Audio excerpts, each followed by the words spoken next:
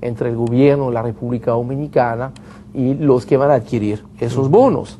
Es ahí donde se habla de cuáles son las proyecciones, cuáles son los resultados de la economía. Y yo creo que será interesante ponerlo en perspectiva y obviamente hacer un análisis comparativo con lo que es el presupuesto del 2010 y la última carta, la renovación de la carta de intención con el Fondo Monetario Internacional. Entonces, como vamos al mercado a colocar $1.000 millones, yo creo que es interesante ver, como no es la primera vez que se crean bonos soberanos, cuál es la situación precisamente a hoy de los bonos soberanos. Mucha gente nos ha hecho la pregunta a través de la dirección de correo electrónico, y entonces estuvimos investigando y, como siempre, no estar elucubrando sobre cifras que nos inventamos, sino sobre la base de lo que son las publicaciones oficiales. Hay en este caso una publicación de la Dirección General de Crédito Público, que es la que creo que más fe puede tener sobre el tema, que nos indica que al 31 de diciembre del 2009, que es el último corte, probablemente dentro de 2 semanas vamos a tener ya el corte, al 31 de marzo del 2010, la República Dominicana tenía un stock, un monto en circulación por pagar relacionado con los bonos soberanos de $1.177 millones. ¿De dónde vienen esos bonos soberanos? Básicamente, dejando por fuera lo que viene de la emisión, esos bonos Brady, el 94, donde queda apenas $12 millones, o sea que lo podemos dejar de fuera, por fuera. Lo que hay básicamente son 3 emisiones de bonos soberanos, de las cuales 2 han tenido una reprogramación. Entonces, si vamos a la historia, la primera emisión es esta emisión que se hizo por $500 millones el 27 de septiembre del 2001, que fueron esos bonos soberanos para ayudar a reactivar la economía dominicana mientras la economía de los Estados Unidos estaba enfrentando una recesión fuerte, y fueron esos bonos soberanos que fueron los primeros que algún país colocó después de los atentados del 11 de septiembre.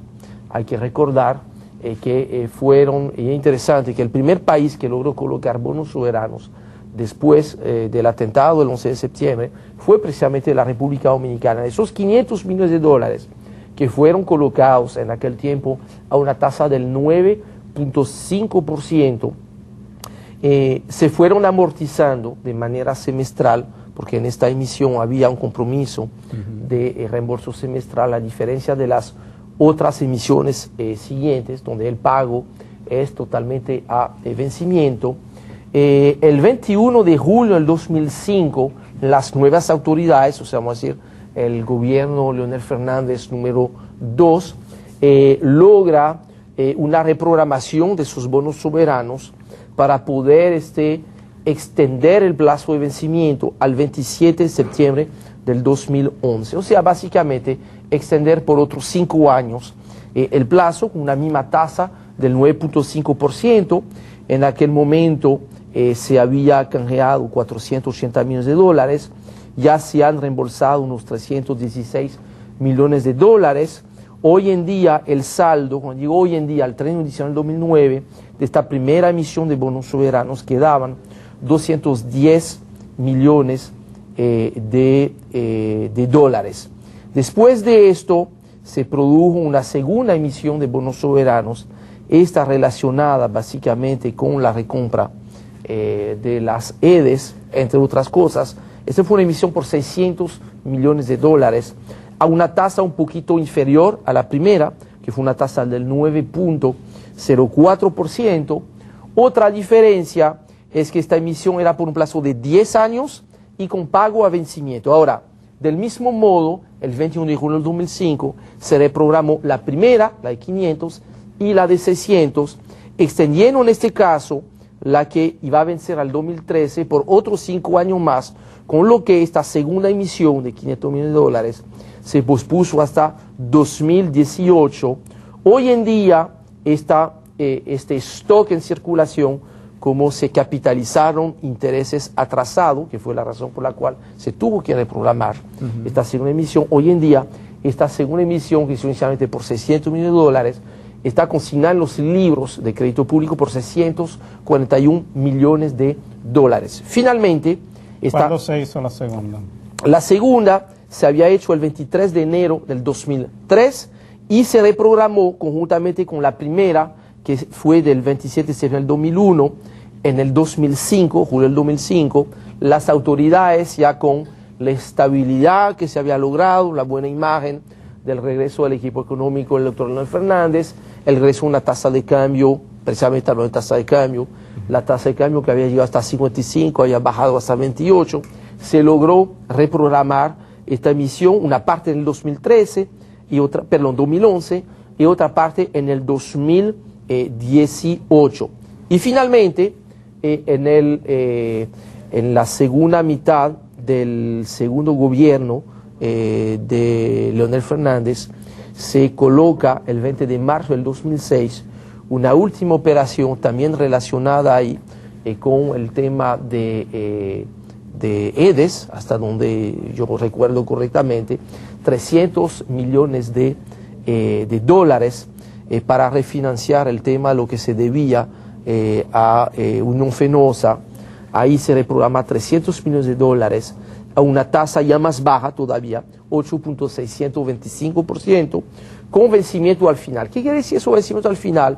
Que básicamente este tipo de deuda externa se convierte en una especie de cuasi deuda eterna, porque ¿cómo se va a pagar eso al vencimiento? Pues básicamente emitiendo un nuevo bono soberano, y usualmente eso no se vuelve, que es una ventaja versus la primera emisión que se había hecho, como la República Dominicana era una novedad en el mercado de bonos soberanos, había que hacer amortización semestral con pago de interés semestral. Fin de cuentas, eso quiere decir que al 31 de diciembre del 2009 había un stock por 1.177 millones de dólares, que eso iba a generar pagos durante el 2010, según la proyección de pago de servicio de deuda de bonos externos.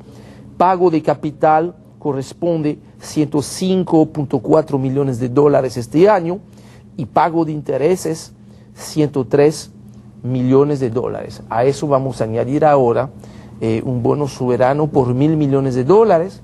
La tasa de interés entendemos que va a estar probablemente entre 8,5 y 9 puntos. Vamos a ver realmente cuál es la tasa que se va a conseguir. Entendemos que va a ser un plazo probablemente de 10 años, por lo mínimo, y debería de haber un pago final al final del periodo. Básicamente para que entendamos cuál es la situación a hoy de los bonos soberanos, lo que nos queda por pagar y lo que es el servicio este año, unos 208 millones de dólares entre pago y principal e intereses. Henry, de que si se llega a colocar exitosamente esta emisión de 1.000 millones, entonces estaríamos en 2.100 millones de dólares. Sí, básicamente terminaríamos el año con 1.177 más 1.000, que da 2.177, menos 105, estaríamos ligeramente por encima de los 2.000 millones de dólares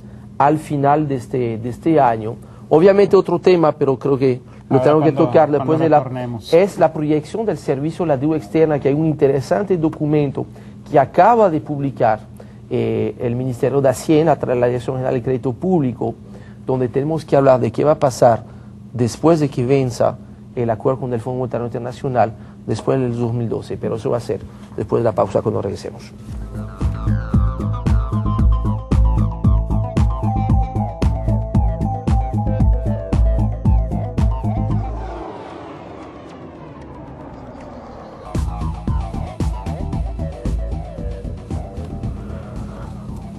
Bien, amigo, a propósito de esta gestión que está haciendo el ministro de Hacienda en Nueva York, destinada a colocar los 1.000 millones de dólares en bonos soberanos en el mercado internacional, Henry ha traído aquí unas informaciones interesantes con respecto a las emisiones anteriores que hizo el país y cómo andan estas hoy en día en términos de su cuantía y en términos de lo que es su servicio para este año y los siguientes. Yo quiero hacer un comentario porque esto viene al punto ahora, Henry,